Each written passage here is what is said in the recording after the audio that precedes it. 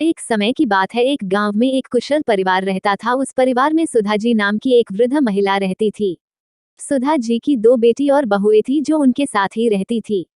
बड़े बेटे अशोक की पत्नी नम्रता संस्कारी और सर्वगुण स्वापन थी। वही छोटे बेटे की पत्नी अनाया चालाक और बहुत तेज दरार थी। एक बार की बात है, सुधा जी और नम्रता मिलकर बहुत सारे लड्डू बनाकर रसोई में रख देते हैं। सुधा जी, बहू मैं मिश्रा जी के वहाँ कुछ काम से जा रही हूँ, तुम लड्डू को थोड़े देर बाद डब्बे में रख देना। ये बोलकर सुधा जी बाहर चली जाती है। नम्रता अपने बेटे की आवाज सुनकर उसे देखने चली जाती है। तभी अनाया रसोई में आती है। शुद्ध देशी घी के लड्डू देख उसके मुंह में पानी आ जाता है और एक लड्डू खा लेती है। अनाया, वाह, इतने इतने स्वादिष्ट लड्डू मैंने कभी नहीं खाए।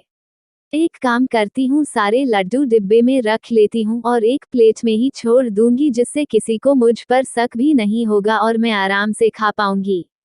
वो लड्डू की प्लेट उठाकर एक डिब्बे में भरकर चुपके से अपने कमरे में ले जाती है और प्लेट में एक लड्डू वही छोड़ देती है। अपने कमरे में जाकर अनाया पेट भर लड्डू खाती है। पेट भर जाने पर वह लड्डू के डिब्बे को छुपा देती है।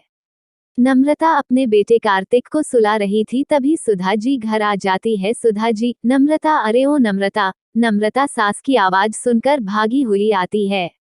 नम्रता जी, माँ जी बुलाया आपने?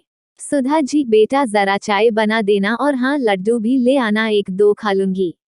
नम्रता रसोई में जाती है और लड्डू का खाली प्लेट देखकर चौंक जाती है।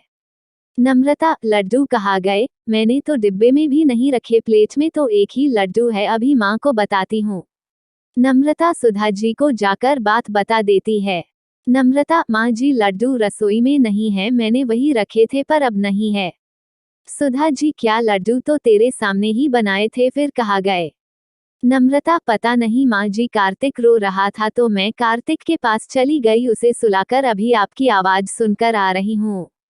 सुधा जी रसोई में जाती है। अनाया लड्डू से भरा मुंह जल्दी जल्दी साफ करती है और रसोई में आती है। अनाया, क्या हुआ मम्मी जी, आप गुस्से में क्यों हो? सुधा जी, बहू, यहाँ लड्डू के प्लेट रखे थे, अब देखो इसमें एक भी लड्डू नहीं, पता नहीं कौन खा गया, शुद्ध घी के लड्डू थे। तभी अशोक और राहुल भी आ जाते हैं और रसोई से लोगों की बातों को देख दोनों रसोई की ओर जाते हैं। अशोक अपने माँ से मजाक में कहता है, अशोक, क्या हुआ माँ, क्या हुआ माँ, किस गहन विषय पर चिंतन चल रहा है?